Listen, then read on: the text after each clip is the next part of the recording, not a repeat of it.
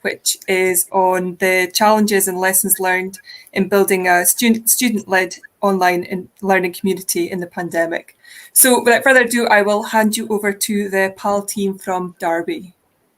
Good morning, everyone. So thank you very much for tuning into our session. So today, again, we are doing ours on the challenges and benefits of building a student-led online learning community in a pandemic. So I'm now going to introduce you to my fellow co-hosts. So my name is Jennifer Allam, and I'm the Peer Assisted Learning Coordinator for the University of Derby. Hi, and I'm Johanna Fenton. I'm the learning technologist that's been supporting the Peer Assisted Learning scheme here at Derby. Hello, and I'm Tony Longbone. I'm just starting my third year in mental health nurse training, and I'm also the PAL leader for mental health with the union. I'm Sian. Hi, there's no more presenters after me, but I'm a student children's nurse and PAL leader in the union. Take you to the next slide. So before we go into the PAL scheme here at Derby, we just want to give a quick overview about teaching at Derby during the pandemic. So like all universities, obviously we had to go into an online emergency thing just before the summer holidays. And then after the summer holidays, we started looking at how teaching would be. And we went with 3 hours on campus face-to-face teaching for all students, and then a mix of synchronous online and asynchronous activities for the students to engage with. During the summer, staff were offered training in how best to run this for their modules. So we offered a Best of Blends intensive training course for all staff. And then students were given a virtual induction through Blackboard to give them an idea about how they would be interacting with their studies over the year. So it was important for us that the PAL scheme then complemented what this face-to-face and online learning was going to look like. Right, okay, so it wouldn't be a learning technologies conference if we didn't first use a little bit of the technology that we've been using as part of the PAL scheme, just to find out what it is you think PAL in itself is. So what we'd like you to do is use your handheld devices, whether that be your mobile phone, your iPad, anything like that, and log into menti.com. And then once you've done that, if you enter the code that you can see on the screen, we're going to share a word cloud, which will you'll be inputting to, and we can see what your thoughts are on that. So in the PAL scheme, we use the Mentimeter as just one example of a way to engage with our PAL learners, students in their first year, to get an idea about what it is they want out of the sessions, how they feel about the session that we're providing at that point, and to help us develop the sort of plan of the year and what sort of things we're going to provide for them, but also a way to get a feeling and team building and coaching within that as well. So you can see that this has already started populating, and a lot of these are words that we did do within our PAL scheme. So we supported students in their digital capabilities, and we signposted them for help. We did some teamwork in building the community. So a lot of those words are definitely relevant to our PAL scheme. So we'll just bring that back. So we've got a little video which kind of gives a bit more information about what the PAL scheme is that was developed within the union. Personable, patient, proactive, persistent, positive, proficient, promising, powerful, punctual, partnership, priceless, accessible, accommodating, adventurous, amazing, approachable, accepting, active, ally, awesome, level-headed, liberating, lovable, like-minded, loyal, light-hearted, loopy, limitless, legend, peer-assisted learning, PAL. PAL. During your first Or foundation year, we'll support you.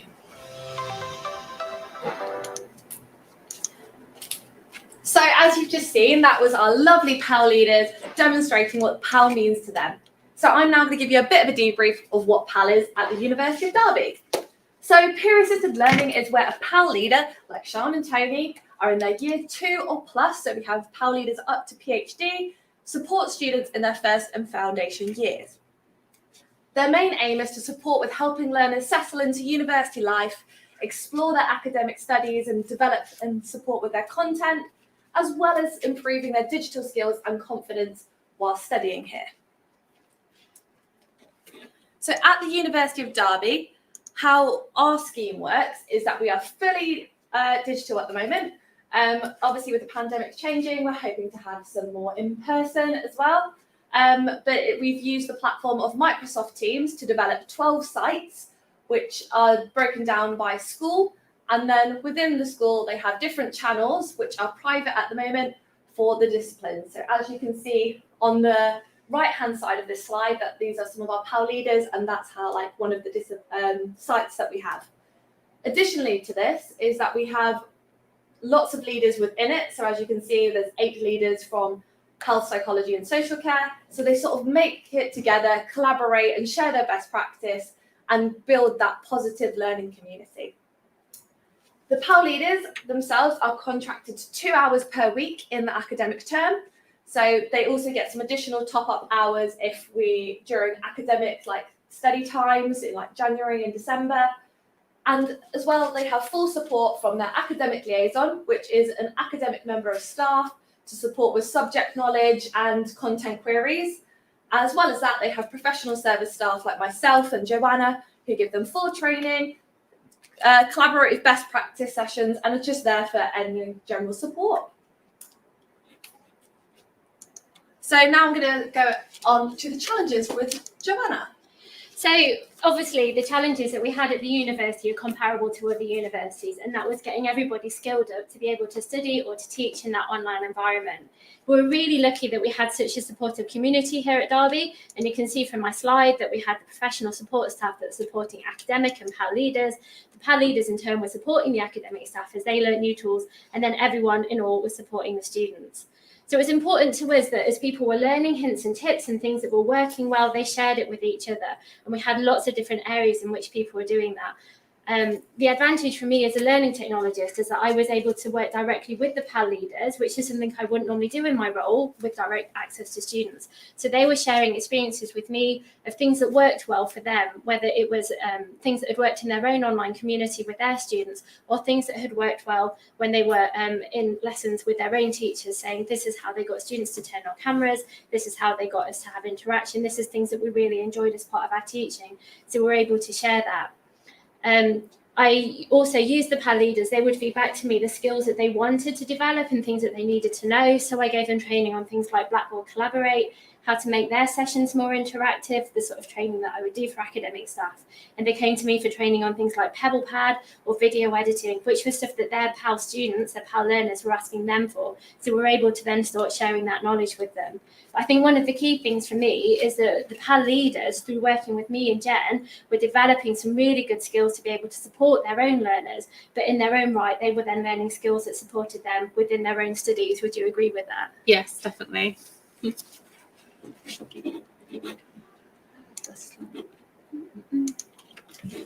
So on to the benefits. So we're going to start with the academics, because obviously we need lots of academic buy-in for this scheme. So one of the positives is that it helped to identify gaps where students needed more support, because obviously the PAL learners would come to their leaders and say, we would love an extra session on this. But the PAL leaders, because they were equipped with knowing their boundaries, would say, I can't help with this, but I'm going to support this to the academic team. And then the academic team knew what students were struggling with and could recover this within a lesson environment. Additionally, because of this positive learning community that we made digitally, it sort of encouraged the collaboration, students helping other students without the PAL leaders, as well as the PAL leaders supporting. So it promoted both collaborative and independent learning. Another one was that it gave the other option, because as we know, not everybody feels, especially first years and foundation year students, when it's their first time at university, feel that confident to come and talk to their academics or professional staff. And because it was a student safe space with people that have been in their position, we found that the connectivity and just all of the feedback was much more positive, because they would feel approachable coming to the PAL leaders. And then again, we had reduction in support requests. So PAL leaders obviously found out about what sessions and identifying these gaps could develop these sessions and resources. So for example, I know Tony and Sian, with Johanna's support, because obviously, as we mentioned, Johanna upskilled the PAL leaders on PebblePad, and then the leaders then did the train the trainer session for the students, which was really positive. And then this stopped academics actually getting loads of questions about PebblePad, So this was a really positive scheme for like learning and engagement. And then again, we really make sure that all of our PAL leaders and our PAL learners know their boundaries and that this is an additional thing to their learning. It does not replace learning, it's just an addition to help cement their understanding of their subject. So I'm going to hand over to Tony and Sian for benefits for their learners. So as a PAL leader, Tony and I are currently students ourselves. I'm doing children's nursing, Tony's doing mental health, as we mentioned. So we're still doing our course alongside being a PAL leader, and this enabled us to preempt some potential problems. So when the pandemic first hit last year, we were in our first year, we were face-to-face, and overnight we went online like everywhere else. So the new students coming into first year in September and March, we were then able to use things that we had learned and discovered problems along the way to help preempt some problems for the new students going into their first year and help them build confidence in overcoming those problems. We were able to share remote study tips and experience from ourselves, like mentioned, and Tony will discuss that in a bit more detail in a moment. Over the course of the year, between the different cohorts, we were able to create a safe space for students. So none of the academic lecturers were in the team, so it was just ourselves, the students, and members of the union, which allowed students to ask questions and ask for help if they needed it, and we were then able to signpost them to the relevant places. Johanna and other members within the PAL scheme developed our digital capabilities, which then allowed us to coach and teach our learners some of these digital skills to help them with their learnings in a cascading manner, which obviously going into the future where more things are going online, it will help with our employability. I certainly feel that being a PAL leader, I've definitely upskilled in my presentation skills, in my digital capabilities, which I can then take into my nursing career later on. So go on to the next slide for Tony. So what I'd like to talk about is our experience as PAL leaders. We had a lot of experience, some really positive and a few negatives that we learned from as we went along the way. And the biggest thing for us that we found come the end of the year was that we created a safe space, as we planned, for students where they could voice their concerns and talk about their difficulties that they'd had. And then discovering student needs, we took a lot of different approaches trying to do that. We initially started using polls and questionnaires, and then we looked at different ways, following different engagement levels on those sort of approaches. We looked at different ways that we could try and gather some information from the whole student community to find out what they needed from us. And what we really found was really beneficial for us was being able to connect with the student reps from each cohort and bring them together in a space together, because they got the finger on the pulse with the students. They got their own cohort chats, so they were hearing what the students' concerns were that they maybe felt they couldn't voice to us directly. And through that, we were able to work collaboratively with the student reps and with the students themselves to look at the sessions and the information that we were sharing with them. We engage with students in all kinds of different ways. When we first set up the PALS group, we looked at setting drop-in sessions up for each speciality. We, as I say, we looked at sharing polls. We used a lot of GIFs just to engage people.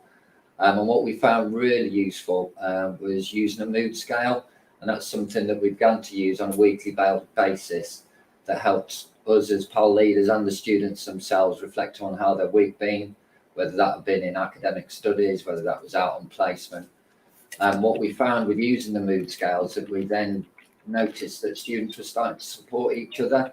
So we would post a mood scale and we would find that if people were struggling, there would be support coming from other students within the cohort.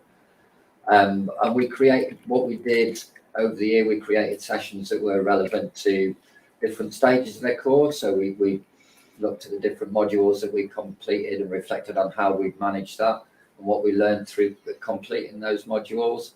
we delivered a session on being a student nurse through a pandemic, because we identified through the student reps that there was a lot of struggle adjusting to online learning. So we thought it'd be really helpful to help new students understand what our experience had been and see how technologies had developed over the 12 months. And now we're going to move on to the next slide, which I think is PAL Leader Future. Yeah, so next steps for PAL. What we want to talk just briefly is about what we'd like to see PAL in the future. For me, as a nursing PAL leader, it's recognition about the work that we've done as PAL leaders within the course, and tying that into our academic modules and some of our learning so that we can reflect that in our leadership module and that kind of thing. For me, obviously, we've been all online this past year, and we are still currently online moving forward. However, we want to make it a bit more blended, and I would love to have a lecture full of first year students and engaging face to face for a better engagement, for just an alternative to being online. For me, with my learning technology hat on, I'd really like to see the PAL leaders doing some proactive skills training. So they're already proactive within their own discipline areas, but I'd really like to see them pushing it across the whole university and some of the things that they've learned and some of their reflections, and going forth and doing training in the first few weeks to skill up incoming students, but also to go forward and carry that on into the year. So we've got peers supporting other disciplines and other people across the university. And then what I would love to see is, obviously PAL is done at a discipline level this year, and we're obviously developing our strategic plan to hopefully make PAL bigger and better. But what I would love to see is that PAL having it at every single program level instead of a discipline level across all of the courses. We know this is very ambitious, but we can't see. We can go for it and dream big. But yes, thank you so much for listening to our presentation. Really appreciate you tuning in. And now I would hand back to Shona if we've got any questions. We've also just been asked to share back the Mentimeter that you all completed for us. So here's some of the other words that people have been dropping in. So have a look at those while we wait for the questions. Thank you very much. That's been a really interesting presentation, a great scheme, and particularly good, I think, to hear from some of your students there as well. That's been really nice. So we're open for questions and answers if anyone wants to pop them up into the chat. And while people's having a chance to think about that, I'll ask one of my own. I think it's really interesting scheme, and I guess I just wondered a little bit more about the kind of process you went through for identifying and getting the students involved and as the PAL leaders, and I guess particularly what happens next for them, and if they continue in that role in their university or progress up that kind of role in the university or as they go through their stages, or if you want kind of new students coming in each year so that they gain from it as well. Yeah, I can take that question. So we're currently in our recruitment phase where we've done some digital interviews using Shortlist Me as a platform. And then we're hopefully having some training, which again, we're utilising my knowledge and supporting the PAL leaders, but also we're utilising Johanna to upskill and use all the learning technology that she physically can. And then again, we have our PAL leaders where they're going to be doing a session to sort of again, train the trainer. So we're really proud of our PAL leaders that Tony and Sean are continuing next year, because obviously they started in their second year, they're now moving into their third year, and then they're going to be doing it this way. So again, once the PAL scheme probably gets bigger and there's that cultural change, I'm sure we'll have more PAL leaders joining in. Last year, we unfortunately had a lot of third year students, so they've gone on and graduated. But Sean and Tony are some of our second years that have been fabulous, and we're so proud of them. And they're going to be sort of leading the way for PAL this year. Great stuff. I've got another question coming in here in the chat from Alison Christie, who's asking, do you currently provide digital badges for PAL? I think Joanna's best to take this question. We do have a digital badge system here at the university, but it's not something we've investigated. But I think that might be something we can add on to our list of things we would really like to do in the future. And I'd like to get feedback from Sian and Tony to see how they feel about the different skills that they develop, and maybe have a super pal badge, and then have kind of like the different things that they've done as pals. But they get the Futures Award, don't they? So we have different schemes at the university that recognise the role that they've had here at Derby. And as well, on top of that, of course, it goes on their higher education achievement report as well. So it goes on their here as well to recognise and reward them. Okay, thank you. And another question coming in here from Michael. Do the PAL leaders have the admin access to create and manage groups and teams, or does the course leader or someone else deal with that? I'll take this one. So as we mentioned earlier, none of the lecturing team have access to this. So members in the union like Jen will have access, but Tony and I lead the team. So yes, we have admin access because we are the ones running that Microsoft team. So we will accept people coming into the group. We have on occasion had rogue people trying to join in who it's not really relevant, so we've had to remove people. And we basically developed that team however we want it because we've been provided that free reign, and then Jen and Johanna will then support us in what it is we feel is best for our discipline, if that makes sense. I hope that answers that question. Yeah, and to add to that this is the testament that we want to give, is that Johanna and I really want to empower our PAL leaders with their digital learning and their digital experiences to take the lead of that, because again, by Sian and Tony sort of like navigating this, trying all this, it's improving their employability at the end of the day. And that's something that we really, really want to push for them, is that they develop their transferable behaviours for employment. And it helps with our management and our nursing. So when we go qualify next year, we will be managing a ward and other members of this team doing all the admin. So actually, like what Jen's meant, it does make us more employable, definitely. Can't add anything to that, to be honest with you. Thank you. I think we've just got a minute or two if there's any last minute questions. Yep. If not, what we can also do is there is a slide, but we can type in if need be. But Johanna and I are happy to provide our emails. If I've just popped it on a slide, so I don't know if it's sharing or not. But there's our email addresses, which you're more than welcome to kind of use and drop Johanna and I any questions that you might have about the PAL scheme, if anything pops into your head outside of this. Perfect. Thank you very much. And thank you to all of the PAL team there. It's been an excellent session and some good questions. Thank you. And I hope you enjoyed the rest of the conference today. Thank you all. Thank you. Thank you.